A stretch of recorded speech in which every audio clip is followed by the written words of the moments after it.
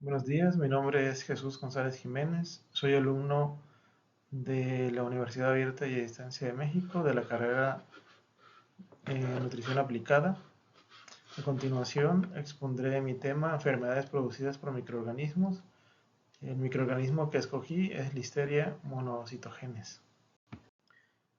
Primero iniciaré con algunas definiciones de algunos conceptos, como microbiota, en que se refiere a un conjunto de microorganismos, bacterias, arqueas, hongos, virus y protozoos que residen en un nicho específico, que puede ser el tracto gastrointestinal, la piel, en las vías respiratorias de los organismos superiores.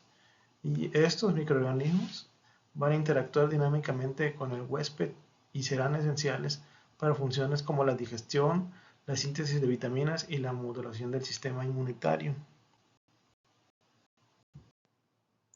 En el caso del microbioma, este va a incluir no solo a la microbiota, sino también al conjunto de genes, metabolitos y productos asociados a los microorganismos en un ecosistema determinado.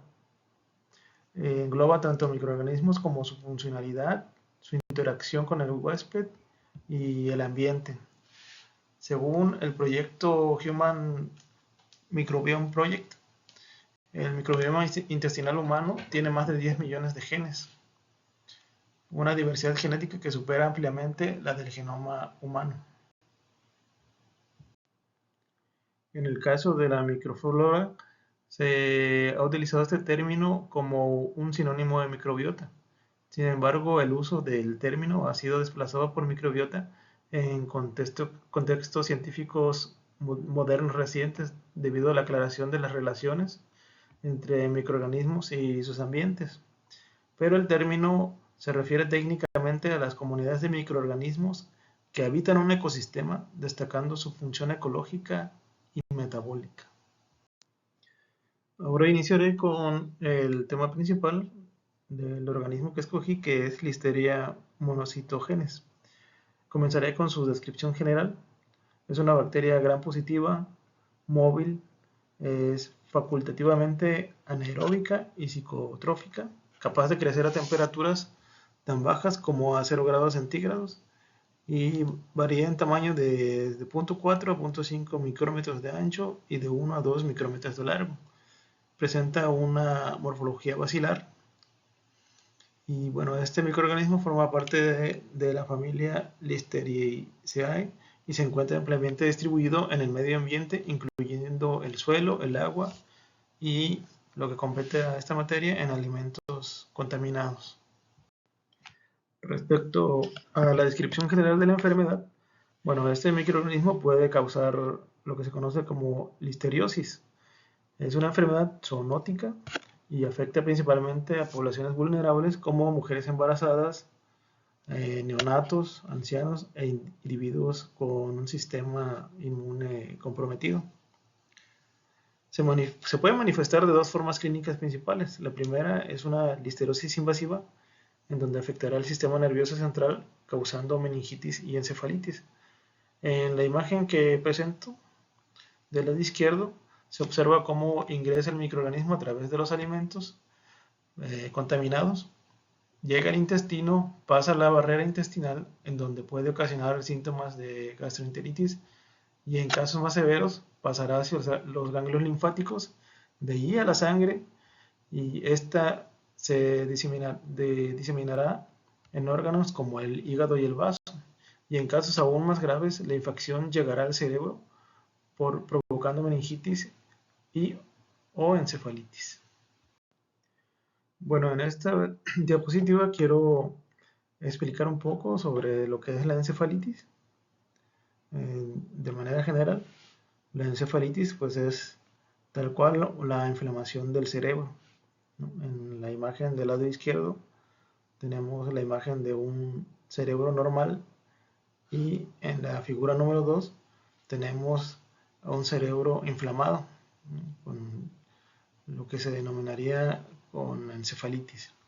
En el caso de la meningitis, pues se refiere a una infección en las meninges, que son membranas que rodean el cerebro y la médula espinal, ¿no? Pues, en este caso, la bacteria va a causar una inflamación en estas capas, en las meninges.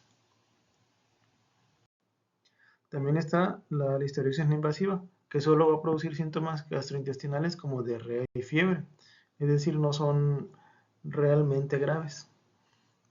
En la imagen que mostré hace un momento, eh, se puede observar que cuando es grave pasa al cerebro causando inflamación en el cerebro o en las meninges, pero también en mujeres embarazadas la infección puede provocar aborto espontáneo, muerte fetal o infecciones neonatales severas. Bueno, veremos factores intrínsecos y extrínsecos del microorganismo y el huésped. En este caso, los factores del microorganismo incluyen su resistencia ambiental, ya que crece en ambientes salinos de hasta 10% de salinidad, y temperaturas de refrigeración de menos 5 grados centígrados. Tiene una capacidad de invasión donde utiliza proteínas como las internalinas para invadir células epiteliales del huésped y forma biofilms. Esos biofilms son comunidades bacterianas que se van a adherir a una superficie y va a proteger al organismo en superficies de procesamiento de alimentos. Esta matriz, estos microorganismos se envuelven en una matriz extracelular que ellas mismas van a producir. En el caso de la imagen de la izquierda, se observa biofilms de este microorganismo en una superficie metálica. Respecto a los factores del huésped, tenemos, por ejemplo, la inmunosupresión, en donde personas con un sistema inmunitario debilitado son más susceptibles a que una infección por Listeria monocitogénesis no se quede solamente en una molestia gastrointestinal, sino que llegue a complicaciones como la encefalitis o la meningitis. Otra sería las condiciones fisiológicas, donde el embarazo reduce la capacidad del sistema inmune para eliminar bacterias intercelulares. Por eso es que mencioné antes que en mujeres embarazadas corren el riesgo de sufrir abortos espontáneos cuando tienen este tipo de infección. Respecto a la justificación metabólica de la patogenicidad del microorganismo, bueno, la patogenicidad de Listeria monocitogenes radica en su capacidad para adherirse e invadir tejidos epiteliales mediante proteínas específicas como las internalinas. Y para sobrevivir intracelularmente escapando de vacuolas fagocíticas gracias a las listerosinas que degradan la membrana vacuolar. Las listerosinas son una de las armas que utiliza la bacteria para causar la infección, ya que se une a las membranas de los macrófagos y forma poros en la célula hospedera. En la imagen de la derecha se observa el ciclo de vida intracelular de esta bacteria. Primero va a invadir al huésped a través de un mecanismo de cremallera por la interacción de las internalinas de superficie y con los receptores de superficie de la célula huésped. Y después la listeria va a escapar del fagosoma antes de que ocurra la fusión con el lisosoma por la acción de las proteínas secretadas y la toxina formadora de poros, que es la LLO, y la fosfatidilinositol fosfolipasa. Posteriormente, la listeria puede replicarse en el citosol de la célula y se va a propagar por polimerización de actina, lo que va a propulsar a la bacteria unidireccionalmente, promoviendo la propagación de la listeria de célula a célula, es decir, una infección ya orgánica. La ruptura de la vacuola de dos membranas está medida principalmente por la acción de la LLO y la fosfolipasa C, específica de la fosfatidilcolina. Continuando con la patogenicidad de Listeria monocitogenes, esta puede replicarse en el citoplasma del huésped y propagarse a través de células adyacentes mediante la polimerización de la actina, facilitada por la proteína ACT-A. Estas adaptaciones van a asegurar su supervivencia en el huésped y la progresión de la enfermedad, particularmente en tejidos fetales y en el sistema nervioso central, como se mencionó anteriormente. En la imagen de la derecha es similar a la que mostré en la diapositiva anterior. Tenemos a la bacteria que se adhiere en la membrana de la célula. Posteriormente ingresa y va a escapar de las vacuolas, de la lisis vacuolar. Va a evitar también la autofagia y va a empezar a replicarse. Como tiene alta movilidad, en algún momento va a pasar a la siguiente célula y va a continuar con su ciclo de infección. Continuando con los mecanismos de detección y control del microorganismo, bueno, para su detección se pueden utilizar métodos tradicionales como cultivos en medios selectivos, como el PALCAM y el Oxford. El PALCAM contiene antimicrobianos que inhiben el desarrollo de la flora acompañante y el Oxford va a suprimir la flora competitiva. También están las técnicas moleculares como el PCR para detectar genes de virulencia, como la listeriosina, y métodos rápidos como el ELISA y biosensores para detección en tiempo real. En la imagen puse un kit de PCR rápido para detectar listeria monocitogenes. Aquí tenemos el precio entre 1450 y 1650. Por ejemplo, en el análisis de PCR se necesita una muestra pequeña, casi de cualquier lugar. Por ejemplo, en el caso de una mujer embarazada, donde se sospecha de infección por ese microorganismo, se puede utilizar sangre o exudado del cervix uterino o vaginal o líquido amniótico y realizar la prueba y determinar si tiene la infección o no. Continuando con los mecanismos de detección y control del microorganismo, bueno, un método de control sería el térmico. Por ejemplo, la pasteurización a 72 grados centígrados por 15 segundos elimina a esta bacteria. Estos límites están dentro de la NOM 243 SA1 2010 y su aplicación en plantas procesadoras es un punto crítico en el sistema HACCP.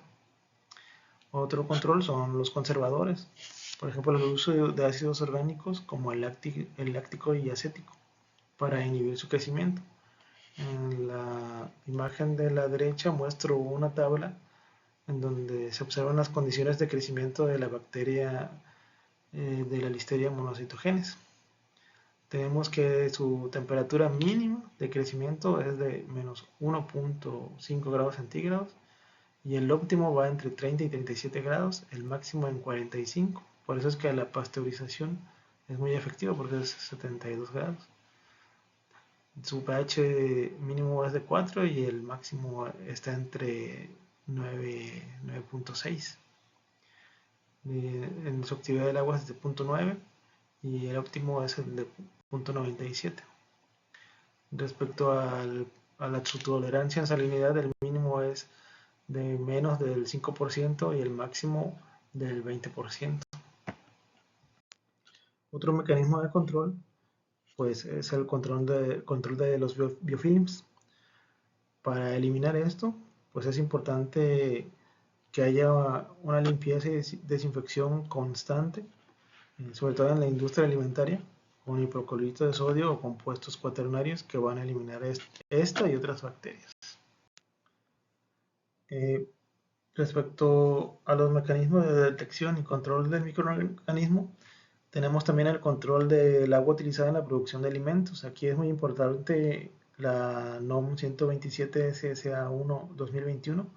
Este va a regular los límites permisibles de la calidad del agua potable, incluyendo los parámetros microbiológicos, como la ausencia de E. coli y coliformes fecales. Esta norma pues, es muy importante para garantizar que el agua utilizada en la limpieza de superficies, equipos y alimentos crudos no sea una fuente de contaminación por este tipo de bacterias. Por ejemplo, en el lavado de vegetales destinados a ensaladas listas para el consumo, el incumplimiento de esta norma puede aumentar el riesgo de contaminación cruzada. Respecto al análisis de riesgos y puntos críticos de control, tenemos la recepción de las materias primas. Debe haber una inspección microbiológica de los productos crudos, como las carnes, para detectar la presencia de esta bacteria. Debe haber un correcto almacenamiento y refrigeración, manteniendo temperaturas por debajo de 5 grados centígrados para evitar que se prolifere. Un procesamiento térmico va a garantizar procesos de pasteurización adecuados para eliminar esta bacteria. Y la higiene del personal y superficies es muy importante. En la industria alimentaria, sobre todo, se deben implementar protocolos de limpieza conforme a la NOM 251 SSA1 2009, incluyendo la capacitación del personal. Tenemos también la inspección de materias primas y aguas de proceso. Aquí toma relevancia la norma NOM 127 SSA1 2021, donde va a establecer los controles microbiológicos en el agua utilizada en el procesamiento de alimentos para evitar la introducción de patógenos. También está el control térmico en productos lácteos. Aquí la NOM 243 SSA1 2010 pues va a asegurar que todos los productos lácteos sean sometidos a pasteurización para garantizar la eliminación de esta bacteria. Y bueno, la higiene del personal y las superficies de contacto, sobre todo en la industria alimentaria, pues cobra relevancia y es donde se deben aplicar normas como la 251 SA1 2009. Esta va a regular las prácticas de limpieza y desinfección de las superficies, evitando la formación de biofilms, de tanto de Listeria monocytogenes como de otras bacterias. Concluyendo esta actividad, pues me proporcionó un entendimiento integral sobre la microbiología y la patogenicidad de Listeria monocytogenes y su relación con la listeriosis. Aprendí sobre los mecanismos metabólicos que permiten a este microorganismo sobrevivir y propagarse en el huésped, sus estrategias de control, de detección y prevención más efectivas. También reconocí la importancia de las normas mexicanas, que van a garantizar, sobre todo en la industria alimentaria, que los alimentos que llegan al consumidor estén libres de patógenos, no solo de esta bacteria, sino de cualquier otra. Bueno, pues eso sería el final de mi actividad complementaria y agradezco el tiempo del docente para enseñarnos parte de lo referente a la microbiología y toxicología de los alimentos, y esto me ayudará a desarrollarme mejor en mi práctica profesional.